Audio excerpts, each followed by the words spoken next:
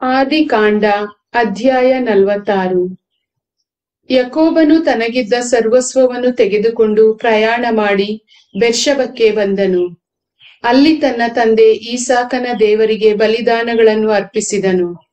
ಆ ರಾತ್ರಿ ದೇವರು ಯಾಕೋಬನಿಗೆ ದರ್ಶನವಿತ್ತು. ಯಾಕೋಬನೇ, ಯಾಕೋಬನೇ ಎಂದು ಕರೆಯಲು ಅವನು, ಇಗೋ ಸಿದ್ಧನಿದ್ದೇನೆ ಎಂದನು. ಆಗ ದೇವರು, ನಾನೇ ದೇವರು, ನಿನ್ನ ತಂದೆ ಆರಾಧಿಸಿದ ದೇವರು. ನೀನು ಈಜಿಪ್ಟ್ ದೇಶಕ್ಕೆ ಹೋಗಲು ಅಂಜಬೇಡ. ಅಲ್ಲಿ ನಿನ್ನಿಂದ ಮಹಾಜನಾಂಗ ಉತ್ಪನ್ನವಾಗುವಂತೆ ಮಾಡುವೆನು. ನಾನೇ ನಿನ್ನೊಂದಿಗೆ ಈಜಿಪ್ಟಿಗೆ ಬರುವೆನು. ಅಲ್ಲಿಂದ ನಿನ್ನನ್ನು ನಿಶ್ಚಯವಾಗಿ ವಾಪಸ್ಸು ಕರೆದುಕೊಂಡು ಬರುವೆನು. ನೀನು ಸಾಯುವ ಕಾಲದಲ್ಲಿ ಜೋಸೇಫನು ಹಾಜರಿದ್ದು ನಿನ್ನ ಕಣ್ಣುಗಳನ್ನು ಮುಚ್ಚುವನು ಎಂದರು.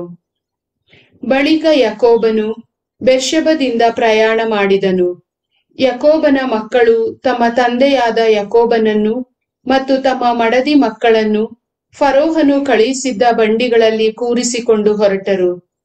ಕಾನಾನ್ ನಾಡಿನಲ್ಲಿ ತಾವು ಸಂಪಾದಿಸಿದ ಆಸ್ತಿಪಾಸ್ತಿಯನ್ನು ದನ ಕುರಿಗಳನ್ನೂ ತೆಗೆದುಕೊಂಡು ಈಜಿಪ್ಟ್ ದೇಶವನ್ನು ತಲುಪಿದರು.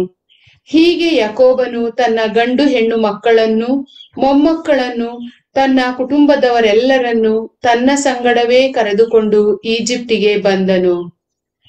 ಈಜಿಪ್ಟಿಗೆ ಬಂದು ಸೇರಿದ ಯಾಕೋಬನ ಮತ್ತು ಅವನ ಮಕ್ಕಳಾದ ಇಸ್ರಾಯೇಲರ ಹೆಸರುಗಳು ಇವು. ಯಾಕೋಬನ ಜ್ಯೇಷ್ಠ ಪುತ್ರ ರುಬೇನನು. ರುಬೇನನ ಮಕ್ಕಳು ಹನು, ಫಲ್ಲು, ಹೆಚ್ರೋನ್ ಮತ್ತು ಕರ್ಮಿ.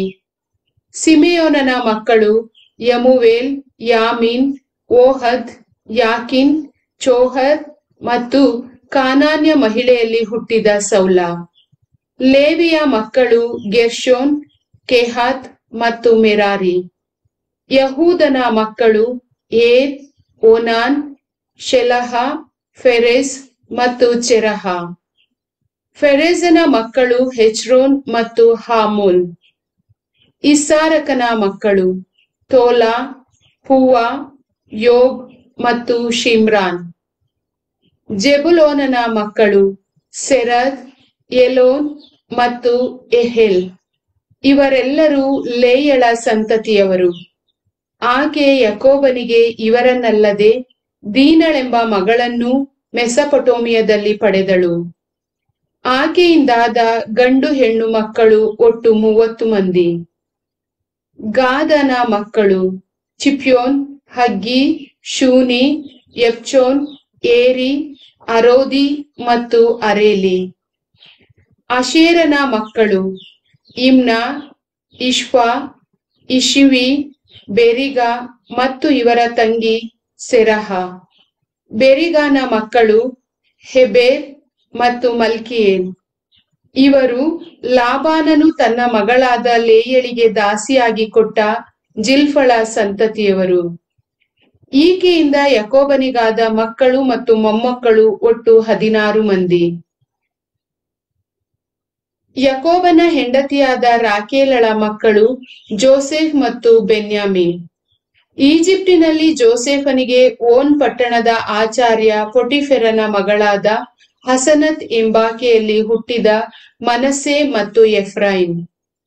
ಬೆನ್ಯಾಮೀನನ ಮಕ್ಕಳು ಬಿಳಾ, ಬೆಕೇರ್, ಅಷ್ಬೇಲ್, ಗೆರಾ, ನಾಮಾನ್, ಯೆಹಿರೋಷ್, ಮುಪ್ಪಿಮ್, ಹುಪ್ಪಿಮ್ ಮತ್ತು ಆದ್ರಾ. ಈ 14 ಮಂದಿ ರಾಕೇಲಳ ಮೂಲಕ ಯಾಕೋಬನಿಗಾದ ಸಂತತಿಯವರು. ದಾನನ ಮಗ ಹುಶೀಮ್. ನಫ್ತಾಲಿಯ ಮಕ್ಕಳು ಯಹೇಲ್, ಗೂನಿ, ಯಚರ್ ಮತ್ತು ಶಿಲ್ಲೇಮ್. ಇವರು ಲಾಬಾನನು ತನ್ನ ಮಗಳು ರಾಕೇಲಳಿಗೆ ಕೊಟ್ಟ ದಾಸಿ ಬಿಲ್ಹಳ ಸಂತತಿಯವರು. ಈಕೆಯಿಂದ ಯಾಕೋಬನಿಗಾದ ಮಕ್ಕಳು ಮತ್ತು ಮೊಮ್ಮಕ್ಕಳು ಒಟ್ಟು 7 ಮಂದಿ. ಯಾಕೋಬನ ಸೊಸೆಯರಲ್ಲದೆ ಯಾಕೋಬನಿಂದಲೇ ಹುಟ್ಟಿ ಅವನೊಂದಿಗೆ ಈಜಿಪ್ಟ್ ದೇಶಕ್ಕೆ ಹೋದವರು ಒಟ್ಟು 66 ಮಂದಿ. ಅವರಲ್ಲದೆ ಈಜಿಪ್ಟ್ ದೇಶದಲ್ಲಿ ಜೋಸೆಫನಿಗೆ ಹುಟ್ಟಿದವರು 2. ಈಜಿಪ್ಟ್ ದೇಶಕ್ಕೆ ಹೋದ ಯಾಕೋಬನ ಕುಟುಂಬದವರೆಲ್ಲರೂ ಒಟ್ಟಾಗಿ 70 ಮಂದಿ. ಗೋಷೆನ್ ಪ್ರಾಂತ್ಯದಲ್ಲಿ ಜೋಸೆಫ್ ತನ್ನನ್ನು ಭೇಟಿಯಾಗಬೇಕೆಂದು ತಿಳಿಸಲು ಯಾಕೋಬನು ಯಹೂದನನ್ನು ಮುಂದಾಗಿ ಜೋಸೇಫನ ಬಳಿಗೆ ಕಳಿಸಿದನು. ಅವರೆಲ್ಲರೂ ಗೋಷೆನ್ ಪ್ರಾಂತ್ಯವನ್ನು ಬಂದು ಸೇರಿದರು. ಜೋಸೇಫನು ರಥವನ್ನೇರಿ ತನ್ನ ತಂದೆ ಯಾಕೋಬನನ್ನು ಭೇಟಿಯಾಗಲು ಗೋಷೆನಿಗೆ ಬಂದನು.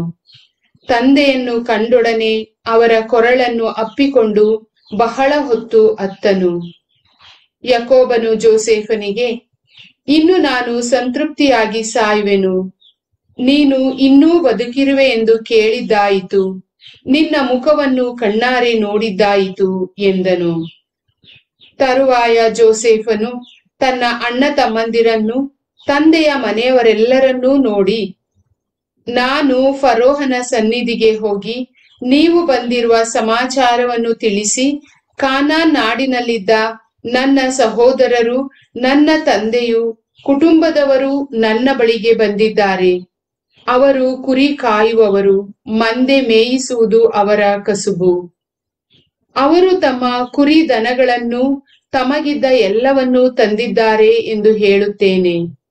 ಫರೋಹನು ನಿಮ್ಮನ್ನು ಕರೆಸಿ ನಿಮ್ಮ ಕಸುಬು ಏನೆಂದು ಕೇಳಿದರೆ, ಚಿಕ್ಕಂದಿನಿಂದ ಇಂದಿನವರೆಗೂ ನಿಮ್ಮ ಸೇವಕರಾದ ನಾವು ನಮ್ಮ ಪೂರ್ವಜರ ಪದ್ಧತಿಯಂತೆ ಮಂದೆ ಮೇಯಿಸುವವರು ಎಂದು ಹೇಳಿರಿ.